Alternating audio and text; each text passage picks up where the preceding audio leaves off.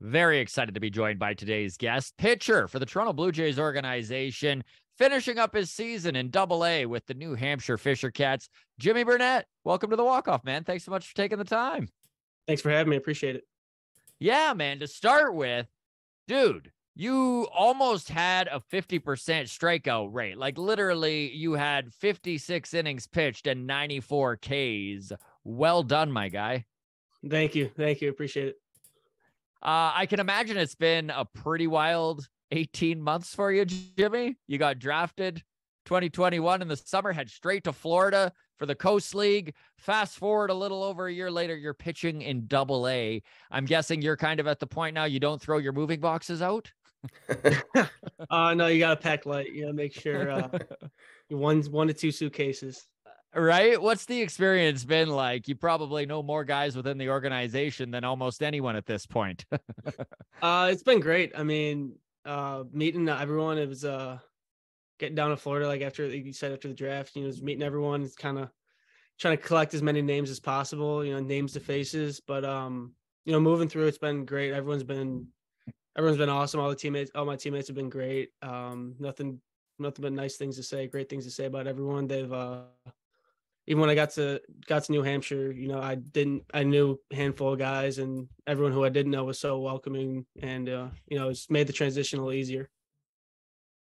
So we had Ryan Boyer on the show last week, and he mentioned that you got the call up to Double-A just before he did, and he kind of went through what that transition was like for him. What was it like for you to go from High A Vancouver and then be coming out of the bullpen in New Hampshire? Was there a big jump there? Was there some growing pains? Yeah. Just going from one side of the country to the other, you know, that's a tough part too. But you know, just I think the biggest difference I saw with hitters in from High A Vancouver to Double-A was guys just stick to their approach more. Guys are more fine-tuned in their approach. They don't veer off of what they want. They look for what they want, and they get. And like if they get it, they hit it. You know, they don't miss the mistakes. And there's some growing pains, and you know, you got to learn and feel out what you do good, and you got to kind of exploit what you do good and see what the hitter does wrong, bad. I'm curious, when it comes to the analytics that you're privy to, are there more of them come Double-A? Like, are you given more information the higher up you move, or once you hit affiliate baseball, it's pretty analytically heavy no matter where you are? No matter where you are, it's all it's kind of top to bottom. Everyone's the same. We all get the same analytics. We all get the same data.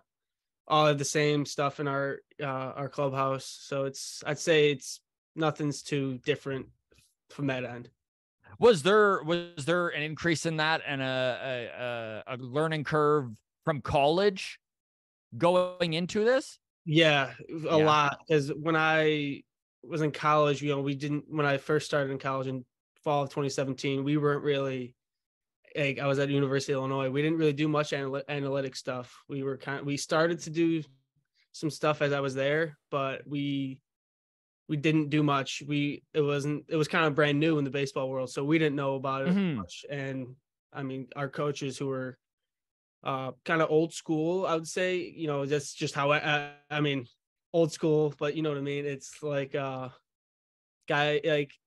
was a big jump. I had to learn from guys on the team who I met last year in Dunedin, and you know, learning from those guys was probably the biggest help for me, talking to those guys. Was there anything pointed out to you that kind of surprised you with the way you pitch, and maybe a strength of yours that you didn't even know was a strength? I always knew that I threw a good fastball, and I always knew, like, everyone always says, like, it jumps out of your hand, like all this, all that. I'm like, I don't know what it does, what that means. I'm just doing what I always do. So when I got to pro ball, it was like you throw from a different slot than normal guys, than other guys. I'm like, well, I always thought I was a normal left-handed pitcher, you know. And they're like, no, here they tell me all what I'm doing, and I'm like, that's why. Okay, so like stuff like that. It's like, being an athlete and doing what I do. And it's Yeah, like, no, that's actually really this. funny, eh? That you're like, yeah, I'm just like everybody else. And they're like, you're doing well because you're so different. And you're like, what? Yeah. Yeah. So, Jimmy, you had the highest K rate. I don't even know if you know this, but you had the highest K rate of any left-handed pitcher in the Blue Jays system, a whiff rate of over 40%. Have you always been a strikeout guy? I've always gotten a lot of strikeouts, but I've never considered myself a strikeout guy because in college, I had command issues. And I think that just is with any. I mean, I honestly, I think it's with any strikeout guy. At times, they start with command issues and then they put it together. And but I've always gotten swings and misses. I've always gotten strikeouts, but I've never looked too deep into it to say, yeah, I am a strikeout guy. Do you, when you come out of the bullpen and you know your job is a K, one of those moments where you're like, okay, there's a runner on second, there's 2 outs, I need a strikeout here. Do you approach the hitter differently? No, I kind of just go about the same way. I always try and look for weak contact and try and induce weak contact, and that in turn sometimes helps me with getting the strikeouts. Right, just get ahead in the count if you can, and then It starts with strike one. Of course it does, right? So for those of us watching here that are maybe not as aware of, you've come up the system pretty quickly here, so not everyone has heard of you. What's your pitch arsenal look like right now? And have you been working on anything over this year, pitch wise? Right now, I'm just fastball, slider with an occasional changeup, and I'm trying this past season and into this off season so far. I've been trying to increase my usage of my changeup, but yeah, right now those are just straight 3 cookie cutter. What's the biggest struggle with landing a good changeup? Is it just locating it? I think locating an arm speed, you want to manipulate, like how I felt. I've always wanted to manipulate, get the speed down, and that in turn in my head, I slow my arm down without even thinking about it or trying to do it. So that's just the arm speed is the biggest thing, I think. That's kind of funny. I've never heard it explained like that. You're almost you're trying to slow it down, but you're also trying to get to that point without thinking about it. It's almost like the end of the Ghostbuster. You might be too young for that reference. The end of the Ghostbuster movie where they're like, "Don't think about the Stay Puft Marshmallow Man." And yeah. Was Vancouver your first taste of Canada? It was. When I was younger, I went to when I was 12 years old, I went to Cooperstown. So we stopped at Niagara Falls, but we didn't go over. We didn't go into Canada, but Vancouver was the first my first taste of being in Canada. Thoughts, feelings, impressions? I loved it. I absolutely loved it. It was I mean, I'm a city kid. I'm from Chicago, so you don't see many mountains. And flying in there, getting in there, just seeing you're surrounded by mountains, and I'm like, I want to go there, I want to go here, I want to do this. It's you wake up and look outside. I went and got coffee one of the first mornings, and I was like, just looking, I was like, well, that's a mountain. It was pretty cool. You're like, I can handle playing here. This is all right. Yeah. Did you notice a difference in people or culture, or was it pretty much what you expected? It was what I expected. I mean, it helped that Vancouver is kind of is a big city. So I think, like, coming from Chicago, being a big city, it wasn't, you go downtown and I see all the big buildings, skyscrapers. So I'm like, all right, this is something I know. This season in particular, in both Vancouver and New Hampshire, you were used in fairly high leverage situations. You even collected some saves. You were going into games at the end regularly. Is that your goal? Is that where you want to be? Do you want to be a high leverage reliever? I do. It's something I enjoy. It's something that's, you get the adrenaline going for the adrenaline junkies. And so it's something that I can see myself in that role, but it's, as cliche as they want to get, whatever role they see me in, I'll gladly fill that role. So I want to talk a little bit about the draft. You were taken in 2021 in the 18th round. And I know that whenever you're taken a little later in the draft, a lot of guys don't necessarily know if they're even going. Did you know you were going to get picked? Were you aware you were going to Toronto, or was it just kind of following along, fingers crossed? I'd say in day 2, I got some calls from other teams, and I was like, okay, so there's interest, so um I'm not out of Gonna the be left out in the cold. I'm not out of the running yet. So I know I'm being talked about. There's a chance, and then day 2 ends, and then day 3 comes around, and it's so quick. It's bang, bang, bang. So I'm sitting there. One of my best friends gets drafted in the 12th round. So all my friends are getting ready to leave to go to his house and celebrate with him. So I'm like, all right, I'm like, can we wait? Let me just wait a little bit. And then I get called probably 10 to 12 picks before my pick, and I get a call, say, hey, we're looking at you, we're gonna take you, we think we're gonna take you. Hang up. My agent calls me, and then he's like, hey, they're gonna take you, blah blah, blah. And then the scout calls me back again, and then next thing you know, I'm taken, and within the matter of 5 minutes, I'm a Toronto Blue Jay. What was the process like after you were drafted? Because that's one thing that as fans, we're kind of left in the dark on what goes on. Can you take us through how the Blue Jays prepared you? Were you flowing to Florida right away? Were there discussions like as to the direction they saw your development going? Just the behind the scenes stuff that fans don't get to see. Yeah, so when I got drafted, 2 days later, I flew down to Florida, flew into Tampa, going to Dunedin, and then we got there. We went through all the testing and stuff for the first couple days, and then we started a 2-week draft camp with all the draft guys, all guys in my class, and so we went there, did 2 weeks at the complex in Dunedin. And then that's when, after the 2 weeks, guys are assigned places. Some guys stay at the complex, like I did for a couple weeks. Was the complex a little overwhelming when you first got there, or was it just Yeah. more of a coolness thing?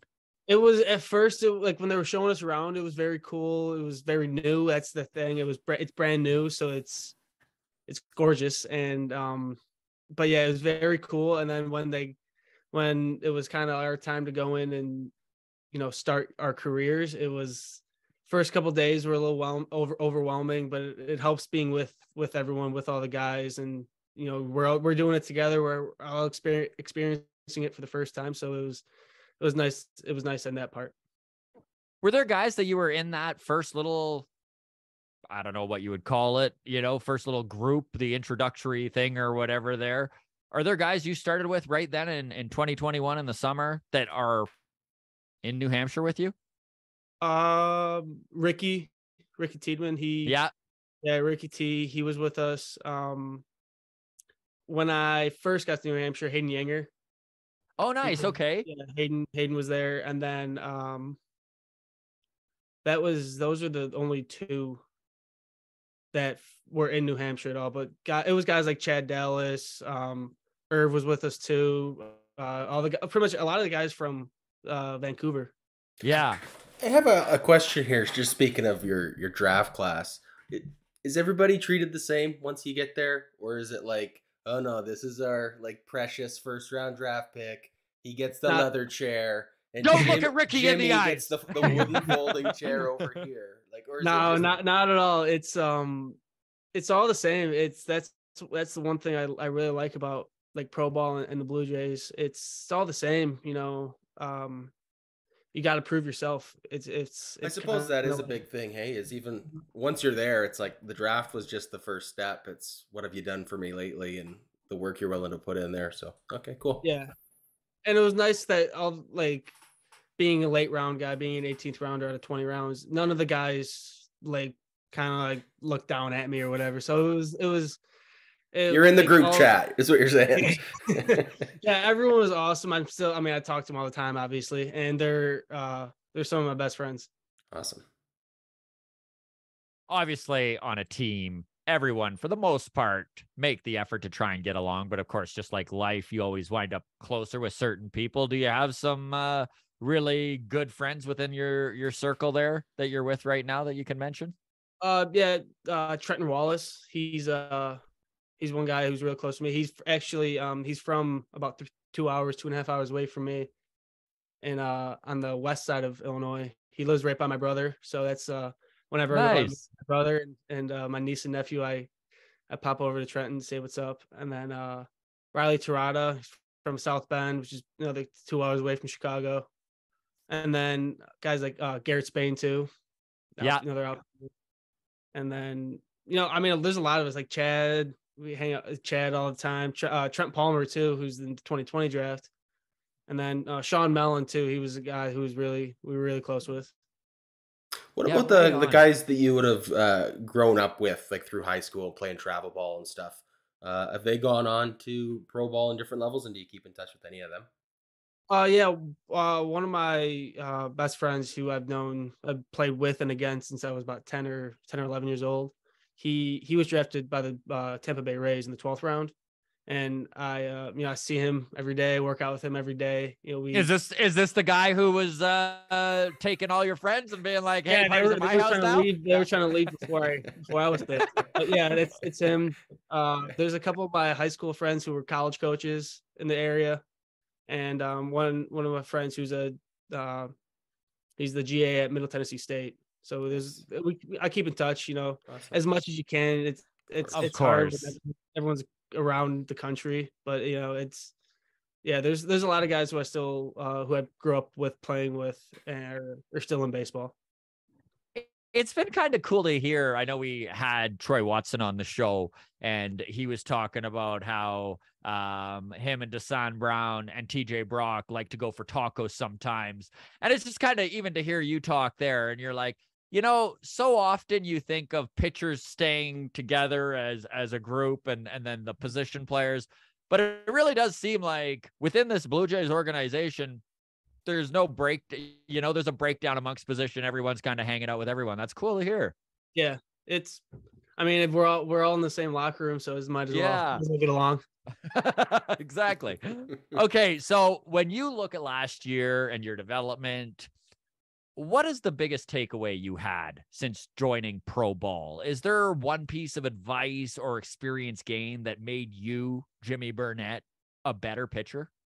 Kind of just focusing on a lot of the prep work before the game and before pretty much the stuff no one sees. And, just kind of focusing on that and getting routine's that big of a deal, eh? Yep.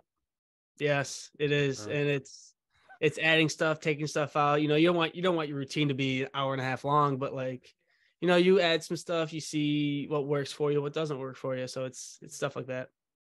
Was there anything you were doing before you were drafted that once you became a member of the Jays, you were like, I don't know why I was doing it that way? There's nothing. I mean, nothing that stood out. Nothing I can that stands out. Nothing that is making that big of a difference, I should say. So I remember playing catch with my dad, and every time I'd throw the ball to him, I was like 5 or 6. And it's like one of my earlier memories. And I remember him always being like, try throwing it with your left. Just see how it feels. See if it's comfortable, right? Like try to force me into being a lefty. Yeah. And this is like the most typical baseball thing you could possibly hear. But is there anything looking back in childhood where like you were truly praised just for throwing the ball left? I mean, it's like I've always done it. I don't know. I do a lot of things lefty. I do most things I do lefty. I think the only thing is because you're a lefty, right? It's the only thing I don't use is lefty because no one ever taught me. Everyone's teaching when you get taught how to use scissors. It's all people who are righty teaching you. So that's the only thing that I do right-handed. But I mean, I didn't start pitching until I was like 15, 16 years old. So in high school, so it was like I wasn't really a pitcher. I was an outfielder who just happened to throw hard. As you see my dog in the background. Trying to go through the basement window there. Yeah. As he's looking at us. Are you in Chicago right now? I am. Yes. Yeah. You're at your parents' place or where? Yes, I'm back home and where I grew up. What does your off season look like? Are you just kind of right now kind of in reset mode, or are you still putting in the time, or how does that work? Like, obviously it's important to kind of give yourself a little bit of a reprise from being all in baseball all the time. So what does your off season look like? So season ends like mid September. So that rest of September is just a complete reset. Don't do anything. I go home. I come home. I just no baseball, no workouts, sleeping in till 10:30, 11, just trying to Being 17 again, eh? yeah, exactly. Just trying not to have a care in the world. My parents don't like it, but that's I mean, it doesn't last too long because I have Yeah, of I have a weird course. thing that I can't stop moving. I had to do something. I feel like I guess it's a good thing. I feel like there's always people who are doing more stuff than me, so I think I have to do more stuff too. Um, but yeah, so and then October comes, we kind of start slowly getting back into it. No throwing yet, and then middle October, kind of towards the end of October is where it's all back in. So about a month and a half ish of where there's kind of just a reset, slight, low, like Mhm. slow process back into baseball. So right now, December 7th, you're kind of in ramping back up, preparing for spring training mode. Yes, yes. Jimmy, Cubs or White Sox? I grew up a Cubs fan. I'm from the south side of Chicago, and I grew up a Cubs fan. So you can imagine what the grade school lunch tables were like for me. Of course, of course. That's rough. Was it a big deal? Was it a big deal in 2016? Were you pretty happy? It was because it was my senior year of high school, so Yeah. That's a was good something- age to have your team Yeah. win a championship. It was. I'll leave it at that. It was very good for me. My brother was a sophomore in college, so he came home for the parade, and it was a fun time. Nice. Did you play other sports growing up? Yeah, I grew up. I played football all throughout high school. I played basketball until 8th grade, but I wasn't very good. So I just stuck Yeah. with football and baseball throughout. And yeah, and I think football helped me a lot in it. And to what are you doing, man? Football helped me a lot in like just being an athlete and stuff like that. In baseball, What would you say football helped the most with? just being getting bigger, getting bulky, or not bulky, but like adding, Yeah, being like wanting to get in the weight room, pretty much, the essentially. training aspect, eh? Yes, and the toughness too. And the toughness, right? Of course. Do you have a favorite NFL team? The Bears. Of course. Yeah, That's a Even though no-brainer. hasn't You're a been good, Chicago but- boy through and through. Yeah. Yeah. Oh yeah. Okay. When you went from Vancouver to New Hampshire, I'm guessing New Hampshire is not quite the city Vancouver is. I mean, New Hampshire's the state, but like Yes, Manchester isn't what Vancouver is. No offense to Manchester. It was great. I loved it. Yeah. I loved it. what was the biggest difference between the crowds and the fans, if any Uh, at all? I mean, people love the Canadians in Vancouver. It was one of the first game. I mean, it was also helped that it was first game back there since 2019, so that helps a lot Right. too. Mhm. But it could be raining, could be, I mean, at one point at the beginning of the year it was snowing, so it could be raining, snowing, cold as heck. Wild. People are still going. People are still going to be there. People are going to show up for the noon. So did you have, was there more attendance in Vancouver? Yes. Okay.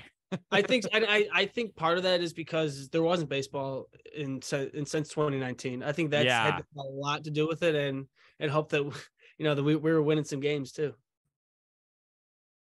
When you're winning games in high A, obviously you want to win no matter where you go. Did you find, like, have you played on a losing affiliate team, and like, is there a difference in the way that the team feels, or is it still really no matter where you are about development in the end? I think guys, you just when you're on a winning team, this is at any level. It could be in college too. Like when you're on or high school, college, wherever you're on a winning team, you're just always you're gonna have fun. Guys are just gonna. It's like the thing. Hitting is contagious, winning is contagious, and guys just have fun, and it breeds more and more good vibes, good attitudes in everyone. And being on a quote unquote losing affiliate isn't the worst thing in the world. It's not fun because you want to win, and the competitor and every single person in the locker room, you want to help the team win and be a winner. And so that's the but being on it's nothing, there's nothing I think different. Guys are still focused on development.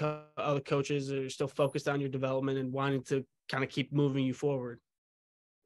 You've seen such a upward trajectory since you've joined this organization. I'm curious, and obviously progress isn't linear. Who knows how long? I mean, that's the hardest thing with pursuing anything. I know Adam and I are stand-up comics, and like you hit a certain point and you're like, all right, I'm a good opener. And then like you become the best opener and graduate to headliner, and now you're the worst headliner. And it's always a work in progress, right?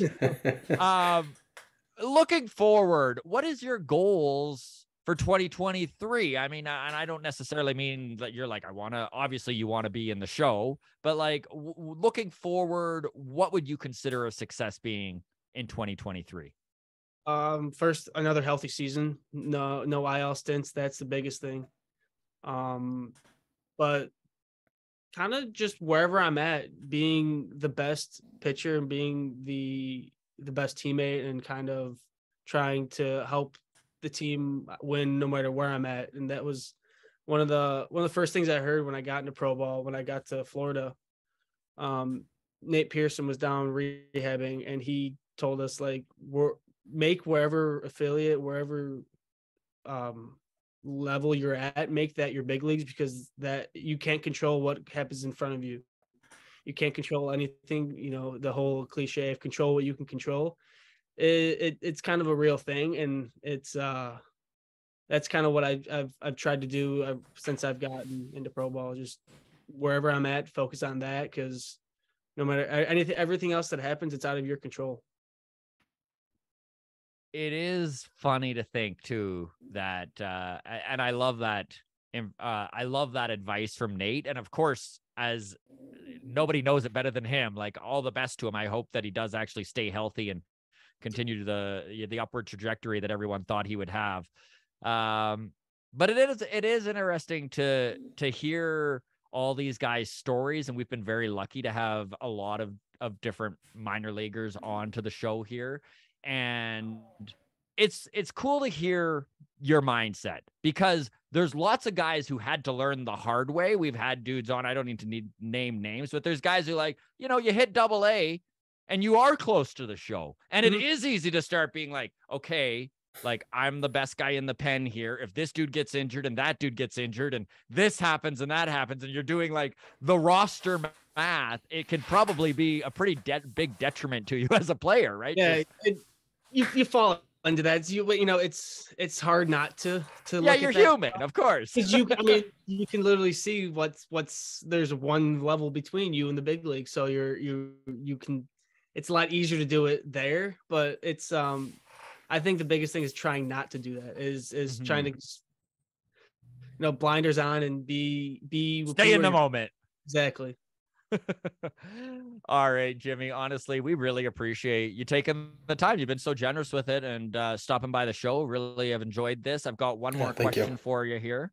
Mm-hmm. So I'm going to name some things and you rank them between 1 and 10. 1 being you are not a fan at all, 10 being you love said thing. Okay. You've got this complicated ranking system down? I think I got it. Okay, let's start with steak. 10. Okay. Wow, it's 10 right out of the gate. How do you take your steak? Medium rare. Okay. Yeah. Love it. Need some red in there. Drake. I'd say 9. A 9. All right. Yeah, And I swear I really do like Drake a lot. All these things aren't just rhyming with steak, by the way. That's the last one. Barry Bonds. 9. One of the best left-handed hitters ever. I mean, yeah. He is. Yeah. Absolutely. He is. Damn right he is. Yeah. Seinfeld. I'd say it's like a 6 for me.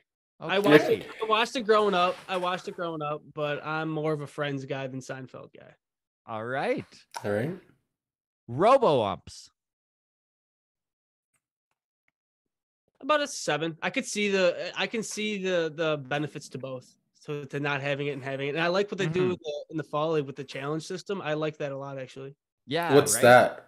What's the challenge system? I don't know how many challenges or if it's unlimited if you keep winning the challenges, but there's the pitcher and catcher have or the player hitter and catcher and pitcher have, they can challenge the pitch if they think it's a ball. They can challenge it, say, hey, it's a strike or something like that. And I think it's a quick 15-second thing that they just go have they review, right? Yeah. They review. It's quick, like way quicker than the NFL. And they do it like it's puts up on the board, ball comes in, it's like strike ball, and then go on with play. That's nice. Yeah, and I think it is. I think it's 3 challenges, and I think that you don't lose a challenge until. Yeah, it's an interesting system. There's tweaks that'll need to happen, but it is an interesting system. I wonder if they. Go ahead. Sorry. No, I like the thought of it. They had it in Low A Dunedin this year, and I remember talking to some guys who were there. They said they liked it a lot. Yeah, interesting. Okay, last one here. Horror movies. 5. It's 5. They're. I like them. You're not going out of your way to watch one. No. Yeah. Awesome. Honestly, Jimmy, thank you so much, buddy, for stopping by. Really appreciate it, man. This is great. We've had a great little chat here. We'd talk baseball with you anytime. We're rooting for you. All the best in the future, and hopefully next year we can have you back and you're telling us about your rise to the Jays. Thank you. Appreciate it. Have a good one. Awesome. Cheers, Jimmy.